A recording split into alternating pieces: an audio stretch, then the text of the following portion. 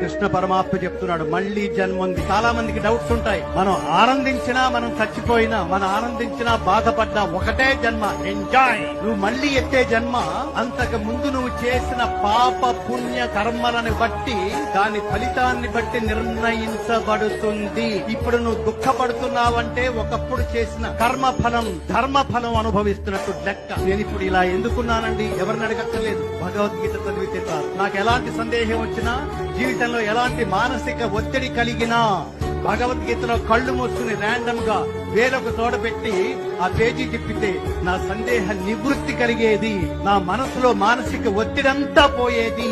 తక్కువడు కాదు. ఎందుకని నేను ఎప్పుడు చెప్తుంటాను, మిగతా మత గ్రంథాలన్నీ మనుషుల చేత రచించబడిందని చూడండి. మనిషి మాట్లాడితే దాని మాట అంటారు, అదే మాట దైవం మాట్లాడితే దాని మంత్రము అంటారు. కాబట్టి భగవద్గీత భగవంతుడి ముఖపద్మం నుండి వెలువడిన దివ్యవాణి కాబట్టి భగవద్గీతలో ప్రతి శ్లోకము మంత్రతుల్యమే.